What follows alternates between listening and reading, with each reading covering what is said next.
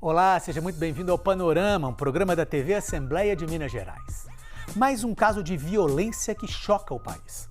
O congolês Moïse Kabangabe é morto a pancadas em frente a um quiosque de praia na Barra da Tijuca, no Rio de Janeiro. Um crime igual aos outros? A resposta é não. Houve protestos contra a morte do congolês em várias partes do país. Já os agressores dizem que não tinham a intenção de matar Moïse. Mas por que tanta agressividade e tanta violência? Por que uma discussão sobre uma dívida de trabalho chega a um final tão trágico? Estas são algumas das questões que vão ser discutidas agora no Panorama, que está só começando.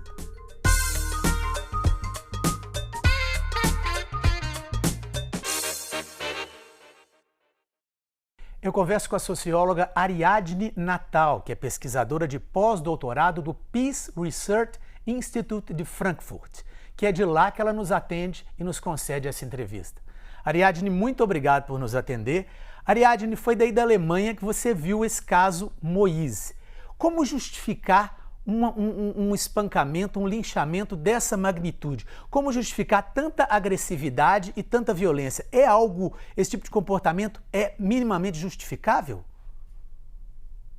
É muito difícil falar em justificação numa violência dessa natureza, né? É evidente que a gente está falando de uma violência que nenhuma violência em si, ela deveria acontecer, né? Existem situações em que a violência acontece quando há necessidade de defesa, quando há necessidade de proteger alguma coisa. A gente está lidando com um caso que é muito excessivo em todos os aspectos, né? E de uma violência completamente gratuita, né, que atinge uma pessoa bastante vulnerável. E aí uma coisa não está dissociada da outra. Para a gente entender como essa violência é possível, como ela aconteceu, a gente precisa entender quem é essa vítima, né, e por que aqueles algozes achavam que eles tinham a possibilidade de agir daquela maneira impunemente. Pois é, eles dizem, os agressores, que não tinham intenção de matar o Moïse. Mas óbvio que intenção de agredir, isso é claro. Ou seja, de uma forma ou de outra, eles queriam fazer justiça com as próprias mãos. Isso pode significar uma naturalização dessa violência, uma naturalização dessa ideia de uma justiça a qualquer custo? A justificativa ou a ideia de que eles não viam, né, um desfecho fatal, isso é algo que é impossível da gente avaliar, né, a posteriori, mas independente de qual era a intenção, certamente a intenção era machucar e machucar muito, né? E o rapaz ele não teve qualquer chance de defesa. Isso fica muito claro que não havia ali um conflito entre iguais. Os agressores eles quiseram demarcar de maneira muito clara a desigualdade entre eles. A ideia de imobilizar o rapaz, de impedir que ele reagisse e de cometer essa violência sem a possibilidade de defesa mostra essa violência bárbara, né? Pois é, você falou aí da questão da vulnerabilidade. A família do Moïse diz que ele foi vítima de racismo e de xenofobia. Você concorda, compartilha com essa opinião? Certamente esses marcadores que se inscrevem no corpo do Moïse, né, a identificação dele como um rapaz que é um imigrante, um refugiado, que veio fugindo de um cenário de intensa violência no país de origem dele, que veio no Brasil em busca de um abrigo e de proteção, né, e encontrou aqui um país que não recebeu ele de maneira adequada, justamente pelas próprias características que ele carregava. Né? Então, é óbvio que para os autores dessa violência, eles vão dizer, mas a gente não fez isso porque ele era negro, a gente não fez isso porque ele era imigrante. Mas é muito difícil imaginar que a mesma violência seria destinada a pessoas com outros marcadores. Né? Se ali naquela disputa tivesse um imigrante branco, um imigrante europeu, a gente teria o mesmo desfecho? A possibilidade de praticar violência contra alguém, ela envolve uma série de coisas, e a percepção daquele que é violado como alguém que é vulnerável, como alguém que é socialmente vulnerável, como alguém que não vai ter respaldo das autoridades, como alguém cuja vida vale menos, cuja vida importa menos, né? Isso tudo está colocado. Por que ele poderia ser violado da maneira como ele foi? Para os algozes, existe uma hierarquia colocada, uma hierarquia que ela é social, que ela é racial, né? Isso tá no pensamento de fundo de quem agride. Então, um linchamento dessa natureza, ele não acontece contra qualquer um, não é algo aleatório, né? As vítimas, elas são pessoas que têm essas marcas de vulnerabilidade, e a ideia de que, numa espécie de uma hierarquia social, a vida deles, né, a vida das pessoas estão na base, é aquela que é a menos importante. O assunto do linchamento do Moise foi comentado em inúmeros órgãos de imprensa aqui no Brasil e também foi assunto nas redes sociais. Veja só. Um jovem negro, imigrante e pobre, morto a pauladas por cobrar o salário. Ele trabalhava! A gente trabalha duro! Fugimos da África para ser escolhido aqui, recolhido no Brasil. O Brasil é uma mãe, abraça todo mundo. Ai, Brasil é uma mãe segunda casa. E como que vai matar o irmão trabalhando? Justiça vai ter que ser feito. O crime chamou a atenção da imprensa por expor o racismo, a xenofobia e a prática do linchamento no país. A morte de Moise gerou protestos em várias capitais e movimentação nas redes sociais, com o apoio de artistas, influenciadores e políticos. Apesar de você estar aí na Alemanha, eu posso te dizer que esse caso do Moise teve uma repercussão enorme aqui no Brasil. Só que outros casos não têm a mesma repercussão. Por que alguns casos têm mais repercussão que outros? Atingem mais um grande número de pessoas? É as circunstâncias com que eles acontecem? Por que isso ocorre? Tem um somatório, né, de variáveis que ajudam a gente a entender isso. Então, os linchamentos, eles são frequentes, eles ocorrem de maneira cotidiana no país, mas, em geral, aqueles que chamam mais a atenção são aqueles que atingem pessoas cuja acusação, digamos assim, que recai sobre ela, em geral, são pessoas que a acusação não se confirma. Então, no caso do Moise, a gente nem sabe exatamente o que é que aconteceu, né? A gente sabe que ele foi lá para cobrar remuneração por um trabalho que ele executou, numa relação trabalhista de extrema vulnerabilidade, porque também ainda é essa violação, porque ele não tinha nenhum direito trabalhista garantido, né? Ele trabalhava sem contrato, ele trabalhava, né, a partir de um acordo verbal, que, ao que a gente entendeu, esse acordo foi violado, ele não teve a remuneração, e isso gerou uma discussão, e aí ele teve a audácia de cobrar, né? Ele teve a audácia de ir lá e dizer, eu quero ser remunerado. E aí, o que fez esse caso ganhar repercussão foi que a comunidade dele se organizou, a comunidade congolesa, fez uma pequena manifestação depois de 5 dias, passados 5 dias da morte dele. E aí, essa pequena manifestação gerou trânsito, a imprensa se interessou pelo trânsito, tentar entender qual era a origem daquele trânsito, e aí descobriu a manifestação e descobriu o caso. Viva a África! Então teve uma mobilização, e aí a mobilização social ela é muito importante nesse caso, a mobilização da comunidade congolesa ali no Rio de Janeiro, e depois a mobilização que se desdobra, seja na internet, seja a partir da própria imprensa. Quando uma notícia sai, as pessoas se interessam pelo caso e querem entender o que foi que aconteceu e a coisa vai ganhando uma dimensão maior. Isso não é o que acontece em todos os casos, mas existem, né, então você tem o fato de ser um rapaz cuja acusação, se ele tivesse sido acusado, por exemplo, de roubo ou de algum crime de outra natureza, provavelmente esse caso chamaria menos atenção, apesar de ainda assim ser muito errado e igualmente dantesco. Né? Porque não importa o que a pessoa faz, não importa quem ela é. Ninguém tem direito de agredir, de tirar a vida de ninguém. Né? Então, a gente tem um sistema de justiça que existe justamente para mediar esses conflitos.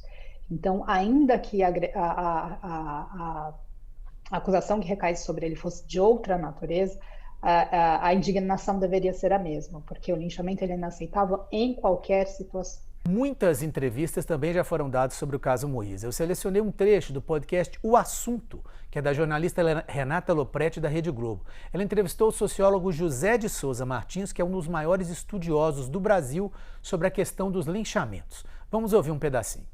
Em uma das suas colunas no Valor Econômico, você escreveu que os linchamentos costumam acontecer em áreas de ocupação relativamente recente, seja a ocupação de novas populações de imigrantes, seja de novos vizinhos em bairros urbanos. O caso Moise também se insere de alguma maneira nessa chave? E se insere porque o Moise é um estrangeiro. O apelido que ele tinha na praia o definia, inclusive, como estrangeiro, estigmatizado como estrangeiro. O caso desses bairros novos, onde ocorre, ou regiões novas, onde é mais intensa a ocorrência de linchamentos, tem a ver com o fato de que há uma certa cultura corporativo-comunitária popular brasileira que trata o estranho, o adventício, de maneira hostil e com grande prevenção. Isso certamente estava envolvido no linchamento do Moise. Ariadne, você acredita que essa questão da intolerância está ficando mais presente hoje em dia, principalmente ao que é diferente? O que o caso traz é a questão da xenofobia, que é a desconfiança desse diferente com a desconfiança do novo.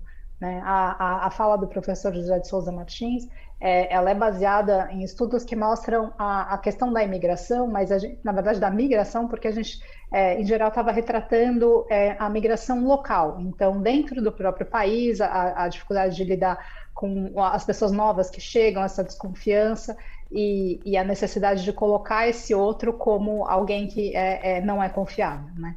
E no caso do Moise, a gente está trabalhando com uma novidade, entre aspas, que é um outro tipo de migração, que é a imigração, são as pessoas que vêm de outros países. Né? Com todos os conflitos que a gente tem no mundo e todas as dificuldades, as imigrações elas fazem parte da nossa realidade e o Brasil acaba sendo um país que, em tese, teria condições de recepcionar imigrantes, né? Mas o que a gente vê é que aquele mito do Brasil como um país muito cordial, um país que é muito receptivo, que é muito curioso, né, que tem essa possibilidade de criar laços, a gente vê isso com uma certa desconfiança, porque isso não é assim, dessa maneira tão fácil, tão simples, principalmente se esses imigrantes são imigrantes que vêm de países com uma realidade social que é pior do que a brasileira ou tão ruim quanto a brasileira. Né? Então, no caso do Moise, ele vem do Congo, de um país que tem conflitos étnicos e passa por guerras e por muita violência. Então, o esperado seria que ele encontrasse no Brasil uma certa estabilidade, que infelizmente não foi possível. E você vê a fala dos familiares dele, eles falam do Brasil como mãe, eles falam dos brasileiros como irmãos, a ideia de a construção de uma família, eles estão falando de pertencimento. E o que o linchamento marcou, nesse caso, é justamente a ausência desse pertencimento, né? A desconfiança com relação a eles e principalmente a negação a eles do direito mínimo, que é um direito de cidadão, que é o direito de existir. Né? Então foi negado a ele esse pertencimento. É quase que como se para ele as leis não valessem, porque se ele não é brasileiro, se ele é de fora, então as nossas leis, as leis que regem o mínimo, né, que é o direito à vida, para ele elas não valem. Então ele não tem direito de cobrar a remuneração, ele não tem direito de ter integridade física preservada. Isso é extremamente preocupante, né? Porque sim, ele tem que ter os direitos mínimos como qualquer outro brasileiro. Se ele está ali trabalhando, se ele foi aceito no país, ele tem que ter as mesmas condições de se desenvolver. E mais do que isso, o Moise, pelo que eu li, ele ficou mais de 10 anos no Brasil, ele falava português, ele estudou em escolas brasileiras, ele tinha amigos brasileiros.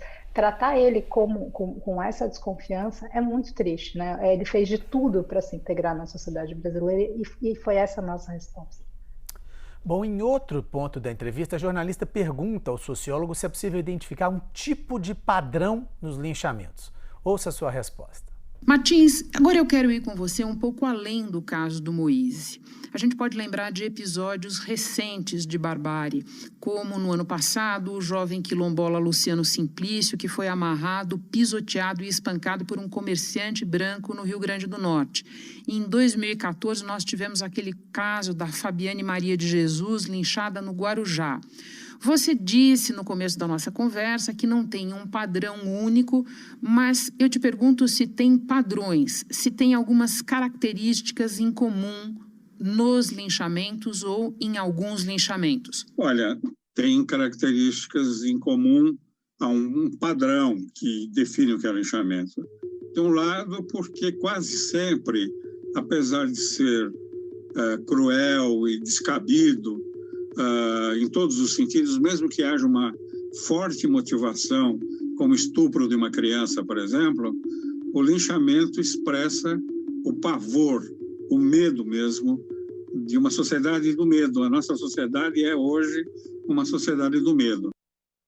Ariadne, você concorda com o professor no ponto que ele diz que estamos numa sociedade do medo?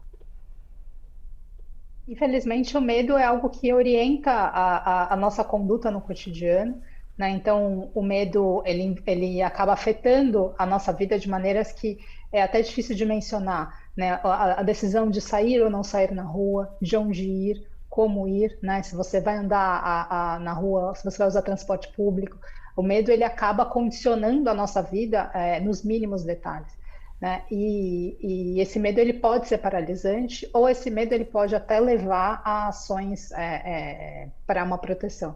Mas eu não consigo ver isso especificamente no caso do Moise, porque ele não oferecia nenhum tipo de ameaça, né, àquelas pessoas. Muito pelo contrário, quem foi violento foram os agressores, né? Então dizer que esses agressores eles agiram com base no medo, nesse caso é muito mais difícil de construir isso. Mas de fato a gente vive num país em que o medo ele é algo que permeia tanto que a gente às vezes até chega a naturalizar isso, né? Algo que então e aí o medo não é só por nós mesmos, o medo pelos outros, pelos nossos familiares, pelos nossos entes queridos, é algo muito constante, né? E até fazer uma anedota, a minha mãe, eu moro na Alemanha, a minha mãe recentemente veio me visitar aqui, e ela voltou para São Paulo, e aí, mãe, tudo bem? Chegou? Tá bem e tal? E aí ela respondeu, cheguei em São Paulo, já senti medo, estou em casa. Então, é tão familiar esse sentimento, né? Que você não tem essa mesma experiência em outros lugares, mas a gente acaba naturalizando o que é viver assim. Mas isso não pode ser justificativa para esse tipo de reação, né? A partir do medo que a gente tem que orientar, o que a gente tem que buscar é a construção de uma sociedade sem medo. E uma sociedade sem medo, ela não é uma sociedade violenta, muito pelo contrário. Uma sociedade em que a violência ela é muito rara e muito esparsa, né? Então, agir de maneira violenta nunca pode ser uma justificativa. E o que a gente tem construído, infelizmente, vai numa direção contrária. Ariadne, para finalizar, você está aí na Alemanha e esse caso tomou dimensão internacional. Você acha que isso pode manchar, de alguma maneira, a imagem do Brasil como esse país que recebe sempre bem os estrangeiros? Certamente isso mancha a imagem do país, isso é uma chaga que a gente carrega e que a gente acaba mostrando para o mundo lados que o mundo já tem uma visão do Brasil muito dúbia, né? Então, por um lado, é o país da alegria, é o país da festa, é o país, né, do futebol, do lúdico, mas, por outro lado, é o país da violência. Isso é algo que nos identifica já internacionalmente e certamente a gente poderia ser um país muito mais, que geraria muito mais interesse, muito mais visita, muito mais turismo, se assim não fosse, né? Mas isso vai mostrando como essa violência acontece, né? E é uma violência, nesse caso, baseada num ódio, né? Numa fúria, que não tem nenhuma possibilidade de você justificar isso por razões socioeconômicas ou por nenhuma outra razão. Isso sim mancha a nossa imagem e não é à toa, né? A nossa imagem está manchada porque sim, a sociedade brasileira ela tem essas tintas também. Ela é uma sociedade alegre, ela é uma sociedade do lúdico, mas a gente carrega junto com isso algo que é muito sombrio, né? A violência ela é acessada com muita frequência para resolver conflitos, ela é acessada como forma de controlar, como forma de interagir. Isso é muito preocupante. Ariadne, muitíssimo obrigado pela entrevista. Eu que agradeço a oportunidade e parabenizo vocês pelo trabalho. E o Panorama de hoje termina aqui. Muito obrigado pela sua audiência e até o nosso próximo programa.